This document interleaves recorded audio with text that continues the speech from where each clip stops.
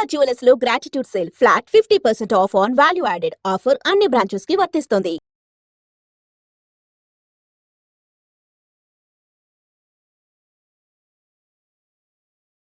Societal justice, systemic societal change, cost dynamics, ఈ మూడే ప్రధాన అంశాలుగా ఇవాళ మాట్లాడుకోబోతున్నాం. ఏ ఇష్యూకి సంబంధించింది అంటే మీ అందరూ కూడా మీ ఇళ్లల్లో కూడా ఒకళ్ళొకళ్ళతో కూడా మాట్లాడుకునే burning topic of the day, Amrutha Pranay ఇష్యూకి సంబంధించి నల్గొండ కోర్ట్ ఇచ్చిన వర్డిక్ట్ ప్రకారం A2కి మరణశిక్ష, అలాగే ఈ క్రైమ్లో ఇన్వాల్వ్ అయిన వాళ్ళందరికీ లైఫ్ టైం ఇంప్రిజన్మెంట్ శిక్ష. ఈ అంశానికి సంబంధించి మనతో మాట్లాడడానికి సోషల్ యాక్టివిస్ట్ కృష్ణకుమారి గారు ఉన్నారు. ఒకసారి మాట్లాడదాం. అమ్మ నమస్తే. నమస్తే. ఎలా చూస్తారమ్మా నల్గొండ కోర్టు ఇచ్చినటువంటి తీర్పు సమాజంలో ఇక మీదట ఏమన్నా ఆనర్ కిల్లింగ్స్ జరగాలి అదంటే ఈ తీర్పు ఒక చంపబెట్టుగా చూసుకోవచ్చా మనం? ఖచ్చితంగా చూసుకోవచ్చు. కానీ మనం అందరం కూడా కొంచెం అర్థం చేసుకోవాల్సింది, ఆలోచించాల్సింది ఏంటి అంటే ఇది ఆనర్ కిల్లింగ్ కాదు, ఇది ఒక కుల దురహంకార హత్య. అలాగే చూడాలి మనం. ఆనర్ కిల్లింగ్ అంటే మనం ఆ కిల్లింగ్కి మనం ఒక ఎఫెక్ట్ని ఇచ్చిన వాళ్ళం అవుతాం. ఓహో గౌరవం కోసం చంపారా, అట్లయితే తప్పే ఉంది అనే ఒక ఉద్దేశం వచ్చేస్తుంది ప్రజల్లో. ఇది ఆనర్ కిల్లింగ్ కాదు, ఇది ఖచ్చితంగా మేము అగ్రకులం, మా అమ్మాయిని ఒక తక్కువ కులం అబ్బాయి చేసుకోవడానికి వీలు లేదు, మేము ఒప్పుకోము అనేది. మాకు డబ్బు ఉంది, మాకు రాజకీయ నాయకుల అండ ఉంది, మేము సొసైటీలో వ్యాపారాలు చేస్తున్నాము కాబట్టి మాకు అన్నీ మేము చెప్పినట్టు నడవాలి అనే ఒక ఉద్దేశంతో పొగరుతో చేసిన హత్య ఇది. లేకపోతే ఎలా చేస్తారండి? ఇప్పుడు మీకు డబ్బులు ఉన్నాయి కాబట్టి పెద్ద లాయర్లను పెట్టుకోవచ్చు, న్యాయాన్ని కొనాలని మీరు అనుకోవచ్చు, జడ్జీలను కొనాలని మీరు అనుకోవచ్చు. కానీ ఒక నికార్సైన పోలీస్ ఆఫీసరు ఒక కష్టపడి వేసిన ఛార్జ్ షీట్ని, అంటే సాక్ష్యాధారాలన్నింటినీ సేకరించి 1800 పేజీలు వేసిన ఛార్జ్ షీట్ని మీరేమీ చేయలేకపోయారు. ఇది తెలుసుకోండి ఎవరైనా. అన్నిసార్లు మీకు అనుకూలంగా ఉంటుంది అనుకోవద్దు. మీ చేతికి మట్టి అంటకుండా ఒక సఫారీ ఇచ్చి ఒక అతన్ని తీసుకొచ్చి మీరు హత్య చేయించినంత మాత్రాన, మీరు మీ ఇళ్లలో మీరు ఉన్నంత మాత్రాన, ఆ ఏరియాలోనే మీరు లేరు అని చెప్పి ఎలిబీలు సృష్టించుకున్నంత మాత్రాన మీరు రక్షించబడతారు అనుకుంటే అమాయకత్వం ఇది. అమ్మ ఇందాక మీరు ఒక పదం వాడారు, కుల దురహంకార కిల్లింగ్ అనాలి దీన్ని అని చెప్పారు మీరు, హత్య అన్నారు. ఇప్పుడు సమాజంలో అగ్రవర్ణం, అగ్రకులం, తక్కువ స్థాయిలో ఉన్నటువంటి కులాలు అట్లా కనుక మనం సెపరేషన్ చూసుకుంటే అసలు ఫస్ట్ ఆఫ్ ఆల్ ఈ కుల వ్యవస్థ అనేది ఉండకూడదు. Quite against it. But still ఇలాంటి క్రైమ్లు, ఇలాంటి ఇంజస్టిస్లు జరుగుతున్నాయి అని అంటే at least prevention of atrocities act against lower caste or lower people ఉన్న మనకి చట్టాలు కానీ ఇండియన్ జ్యుడిషియల్ సిస్టంలో మనకి హెల్ప్ చేస్తున్నాయా ఇవాళ రోజున? ఇవాళ అదే గెలిచింది అని మనం అదే గెలిచింది, కరెక్ట్, హెల్ప్ చేస్తున్నాయి. కానీ దానికి తగినంత ప్రచారం లేదు, దానికి తగినంత ప్రచారం లేదు. ఇప్పుడు మామూలుగా అయితే ఇలాంటి శిక్ష ఇంతకుముందు ఏ కేసులోనూ పడలేదు, అందుకే ఎవరు ఇంతలా మాట్లాడలేదు. ఇది జరిగినప్పుడు జరిగింది అని ఆ రోజు గగ్గోలు పెట్టేసేసి న్యూస్ ఛానల్స్ కావచ్చు, ప్రజలు కావచ్చు మాట్లాడుకుంటారు, 4 రోజులు మాట్లాడుకుంటారు, 5వ రోజున మర్చిపోతారు సింపుల్గా. కానీ ఈసారి ఎందుకు ఇంత గుర్తుపెట్టుకుని మాట్లాడుతున్నాము అంటే ఎంతో కొంత తక్కువ సమయంలో వచ్చినట్లు లెక్క, కానీ ఇది కూడా చాలా ఎక్కువ సమయమే. ఇప్పుడు జస్టిస్ లేట్ అయితే జస్టిస్ దొరికింది అంతే. అసలు జస్టిస్ కానీ కొంతమంది 6.5 ఏళ్లకైనా మనకి జస్టిస్ జరిగింది అని వాళ్ళ గట్టిగా మాట్లాడుతున్నాం.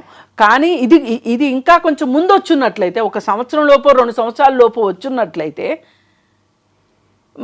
చాలామంది రక్షించబడేవాళ్ళు కదా. ఇప్పుడు మట్టుకు ఎంతో కొంత ఇది కొన్ని రోజుల పాటు ఈ విషయం మాట్లాడుకోవాలి ప్రజలు, టీవీ ఛానల్స్ మాట్లాడాలి. దయచేసి మాట్లాడితే ఒక ఆలోచన అనేది వస్తుంది. ఇప్పుడు ఒక ఆలోచన, అవగాహన ఉన్నప్పుడు ఒక హత్య అంత ఈజీగా జరగదు. వీళ్ళు ఏమనుకున్నారు, మాకు డబ్బు ఉంది, మేము చేయగలం, కోర్టులను కొనుక్కోగలం, న్యాయం అమ్ముడవుతుంది. కానీ ఒకటి గుర్తుపెట్టుకోవాలి, అన్నిసార్లు న్యాయం అమ్ముడుపోదు, అన్నిసార్లు జడ్జీలు అమ్ముడుపోరు, అన్నిసార్లు పోలీసులు అమ్ముడుపోరు. రంగనాథ్ లాంటి ఆఫీసర్ ఉన్నాడు కాబట్టి జరిగింది ఆ రోజు. అది ఈ జస్టిస్ జరగడానికి కారణం రంగనాథ్ గారు. ఆయనకి జేజేలు చెప్పాలి ఫస్ట్. ఆ రోజు అక్కడ జిల్లా ఎస్పీగా ఉన్నారు ఆయన వేశారు కాబట్టి ఈ ఛార్జ్షీట్ ఇంత పకడ్బందీగా ఉంది. పైగా ఇవాళ ఆయన అడిగితే ఏం చెప్తున్నారంటే వాళ్ళు హైకోర్టుకి సుప్రీంకోర్టుకి వెళ్తే వాళ్ళు మళ్ళీ రక్షించబడతారా అంటే, మేము వేసిన ఛార్జ్షీట్ ఆషామాషిది కాదు, మేము సేకరించిన సాక్ష్యాధారాలు ఆషామాషి కాదు, మేము ఎంత కష్టపడి లేట్ అయినా సరే మేము ఎన్నో ఏమనాలి ఆధారాలను సేకరించాం, మేము టెక్నికల్ ఎవిడెన్స్ సేకరించాం. ఏఐ యూజ్ చేసి మరి వాళ్ళు ఎవిడెన్స్ ని సేకరించారు. అంటే ఎంత లోతుగా చేశారు చూడండి, వాళ్ళ లోతుగా చేశారు. కోర్టులో ట్రయల్ కూడా అలాగే జరిగింది. పోలీసులను కూడా ఆ విధంగా ఆయన సన్నద్ధం చేశారు. క్రాస్ ఎగ్జామిన్లో ఒక్క సాక్షిని 10 రోజులు ఎగ్జామిన్ చేశారంట, క్రాస్ ఎగ్జామిన్. అంటే ఎంత అద్భుతంగా జరిగింది. అందరి సహకారం ఉంది దీంట్లో. ఈ సహకారంతో ఇవాళ ఈ జస్టిస్ జరిగింది అని అనుకుంటున్నాం. అమ్మ, యూజువల్ గా ఒక రెగ్యులర్ మైండ్ సెట్ మనది ఎలా ఉంటుంది తెలుసా?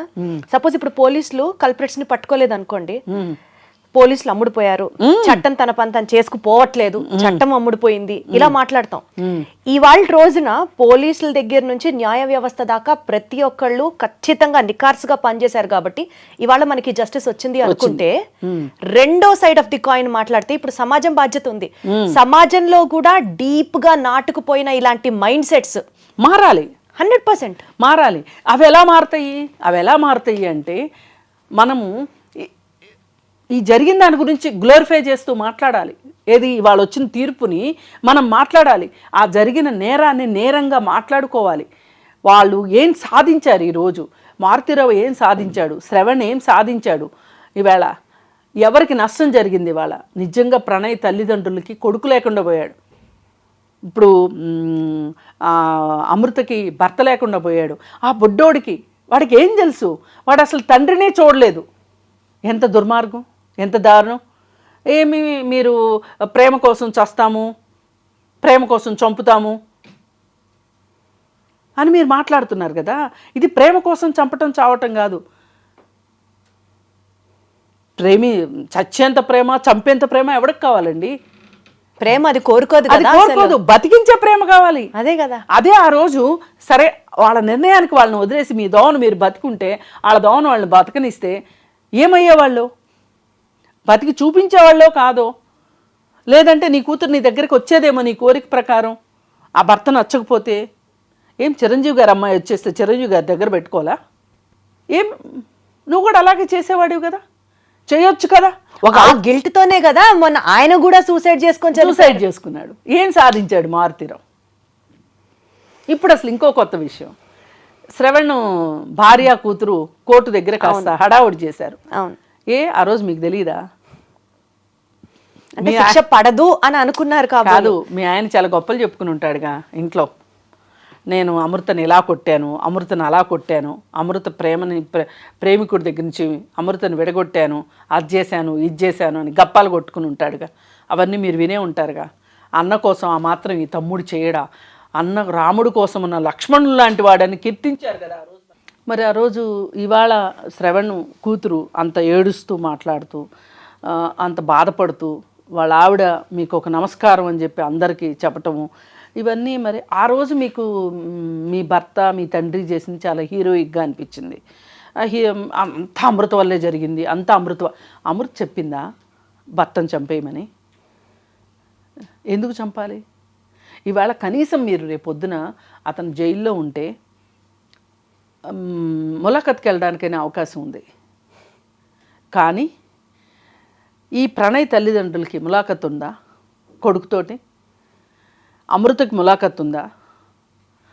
అమృత కొడుక్కి తండ్రితో మాటామంతి ఉంటుందా? లేదు కదా, లేకుండా చేశారు కదా.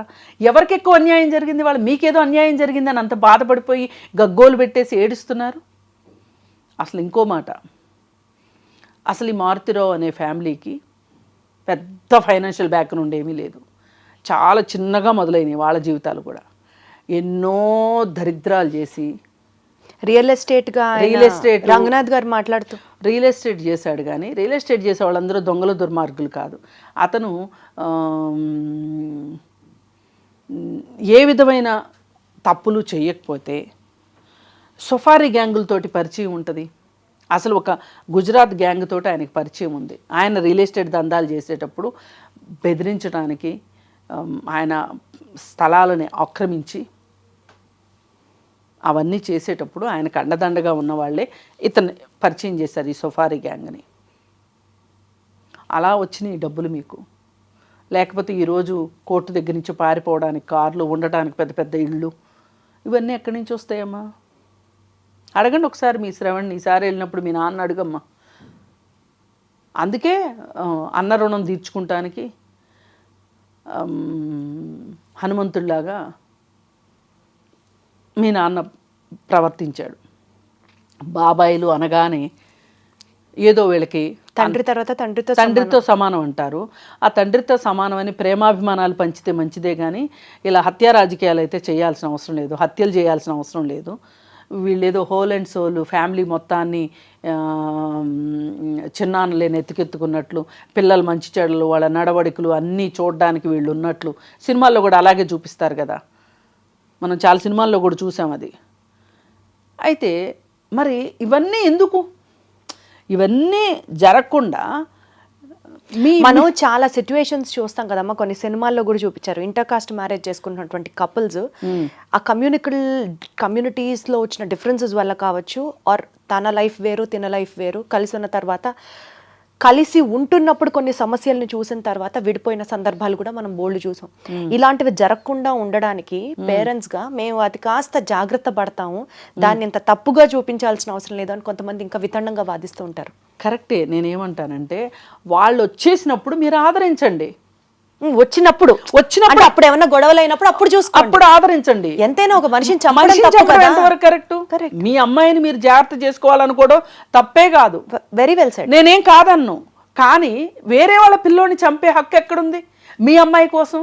దట్టు మీ అమ్మాయి ఏమన్నా మీ ఇంటికి వచ్చిందా? రాలేదు కదా. ఏమి న్యాయం అసలు? ఒక మనిషిని చంపే హక్కు ఎవరిచ్చారు అసలు? ఒక చెట్టునే నరకొద్దు, చెట్టు నరికితే 10,000 జరిమానా అంటున్నాం. అలాంటిది ఒక మనిషిని చంపితే? ఒక చెట్టుకో ఒక ఆవుకో ఉన్న విలువ ఒక మనిషికి లేదా? వాళ్ళు ఏ కులంలో పుడితే మట్టుకేంటి? అసలు కులాన్ని బట్టి మీరు ఎట్లా ఇది తప్పు ఇది ఒప్పు అని మీరు నిర్ణయిస్తారు? ఇప్పుడు మీరు కట్నాలు కానుకలు అన్నీ ఇచ్చి మీరే చూసి మీ కులంలోనే తిథులు నక్షత్రాలు చూసి చేసిన పెళ్ళిళ్ళన్నీ బాగుంటున్నాయా? అక్కడ కట్నాల కోసం వేధిస్తున్నారుగా. మొన్న కుక్కర్లో పెట్టి చంపినవాడు, ముక్కలు ముక్కలు చేసి కైమా కొట్టి కుక్కర్లో ఉడకబెట్టినవాడు ఒకే కులం వాడు కదా. పెద్దలు, అది కూడా పెద్దలు కుదిర్చిన పెళ్ళి కదా. మరి ఏంటి దానికేం చెప్తారు సమాధానం? ఇప్పుడు కూడా ప్రణయ్తో ఆ అమ్మాయికి నచ్చకపోతే ఏ మూమెంట్లోనైనా వచ్చేసే హక్కు అమృతకు ఉంటుంది. అలా ఫ్రీడమ్ పేరెంట్స్ ఇవ్వాలి. మీ అమ్మ తప్పు ఒప్పు నువ్వు చేసేసావు, నువ్వు ఎక్కడన్నా సంతోషంగా ఉండాలి. నువ్వు చిరంజీవి గారి కంటే మొనగోడివా? ఆయన ఇవ్వలే స్టేట్మెంటు, అమ్మ నువ్వు ఎక్కడన్నా నువ్వు సంతోషంగా ఉండాలి స్వీటీ, నీ నీ సుఖ సంతోషాలే మాకు ఇష్టం, నిన్ను ఇబ్బంది పెట్టాలని మేము అనుకోవట్లేదు అని ఆయన ఓపెన్ స్టేట్మెంట్ ఇచ్చారా లేదా? మా బాబాయ్ వల్ల మాకు ప్రాణహాని ఉంది అని చెప్పి ఆ అమ్మాయి కేసు పెడితే చిరంజీవి గారు అది ప్రముఖంగా వీడియో చేసి మరీ పెట్టారు కదా. ఎంత ధైర్యాన్ని ఇచ్చారు కూతురికి. కరెక్ట్, రెస్పాన్సిబుల్ పేరెంటింగ్ ఇచ్చారా? ఇచ్చిన తర్వాత మళ్ళీ అక్కడ ఇబ్బందిగా ఉంది అంటే ఒక బేబీని కన్న తర్వాత కూడా తీసుకొచ్చుకుని పెంచుకున్నారా? చూసుకుంటున్నారా లేదా? మళ్ళీ ఆ అమ్మాయికి ఇంకొక జీవితాన్ని ఇవ్వాలి, అమ్మాయిని చదివించాలి, ఆ అమ్మాయి కాళ్ళ మీద అమ్మాయి నిలబడాలని అమ్మాయిని చదివించారా? ఆ తర్వాత మళ్ళీ ఇంకో పెళ్లి చేశారా? వాళ్ళు ఎప్పుడేం చేయాలో అది చేశారు. ఎవరైనా ఇది చూసి నేర్చుకోరు, చంపిన వాళ్ళు ఆదర్శం.